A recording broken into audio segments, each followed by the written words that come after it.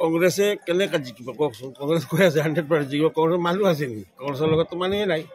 সব মানুহ বিজেপিৰ লগত আছে আৰু বিজেপি 100 আৰু বেছি পাৰ্চেণ্টেজ কওক জিকিব। বিজেপি জিকিব, ইয়াৰ পৰা কোনো সন্দেহ নাই।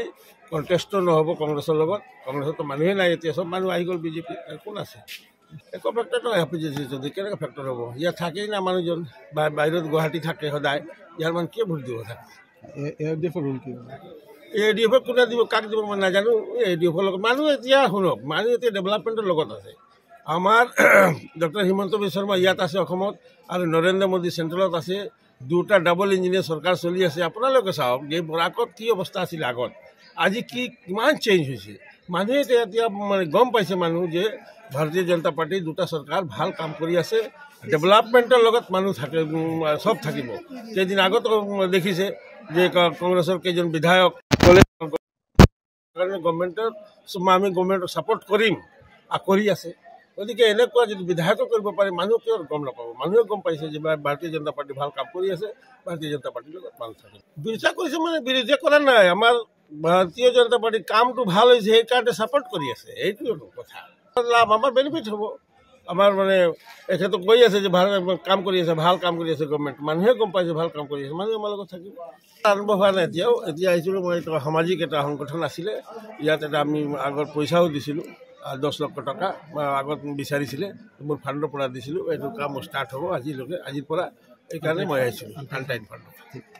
কংগ্ৰেছে কেনেকৈ জিকিব কওকচোন। কংগ্ৰেছ কৈ আছে 100% জিকিব। কংগ্ৰেছ মানুহ আছে নেকি? কংগ্ৰেছৰ লগততো মানুহে নাই। সব মানুহ বিজেপিৰ লগত আছে আৰু বিজেপি 100 আৰু বেছি পাৰ্চেণ্টেজ কওক জিকিব। বিজেপি জিকিব, ইয়াৰ পৰা কোনো সন্দেহ নাই। কণ্টেষ্টো নহ'ব কংগ্ৰেছৰ লগত। কংগ্ৰেছতো মানুহে নাই, এতিয়া সব মানুহ আহি গ'ল বিজেপি। কোন আছে? একো ফেক্টৰ নহয়। যদি কেনেকৈ ফেক্টৰ হ'ব? ইয়াত থাকেই না মানুহজন, বাহিৰত গুৱাহাটী থাকে সদায়। ইয়াৰ মানুহ কিয় ভোট দিব থাকে? ADF কোনে দিব, কাক দিব মই নাজানো। ADFৰ লগত মানুহ এতিয়া শুনক, মানুহ এতিয়া ডেভেলপমেণ্টৰ লগত আছে। আমাৰ ডক্টৰ হিমন্ত বিশ্ব শৰ্মা ইয়াত আছে অসমত, আৰু নৰেন্দ্ৰ মোদী চেণ্ট্ৰেলত আছে। দুটা ডাবল ইঞ্জিনিয়াৰ চৰকাৰ চলি আছে। আপোনালোকে চাওক যে বৰাকত কি অৱস্থা আছিল আগত, আজি কিমান চেঞ্জ হৈছে। মানুহে এতিয়া মানে গম পাইছে মানুহ যে ভাৰতীয় জনতা পাৰ্টীৰ দুটা চৰকাৰ ভাল কাম কৰি আছে। ডেভেলপমেণ্টৰ লগত মানুহ থাকে, চব থাকিব। কেইদিন আগত দেখিছে যে কংগ্ৰেছৰ কেইজন বিধায়ক গভৰ্ণমেণ্টত আমি গভৰ্ণমেণ্টক ছাপোৰ্ট কৰিম কৰি আছে। গতিকে এনেকুৱা যদি বিধায়কো কৰিব পাৰে, মানুহ কিয় গম নাপাব? মানুহে গম পাইছে যে ভাৰতীয় জনতা পাৰ্টি ভাল কাম কৰি আছে। ভাৰতীয় জনতা পাৰ্টীৰ লগত মানুহ থাকে। বিৰোধিতা কৰিছে মানে বিৰোধিতা কৰা নাই। আমাৰ ভাৰতীয় জনতা পাৰ্টীৰ কামটো ভাল হৈছে, সেইকাৰণে ছাপোৰ্ট কৰি আছে। এইটো কথা লাভ, আমাৰ বেনিফিট হ'ব।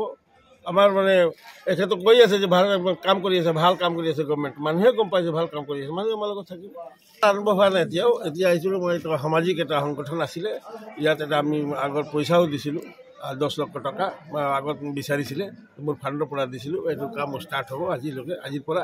এইকাৰণে মই আহিছিলোঁ আনটাইম ফাণ্ড।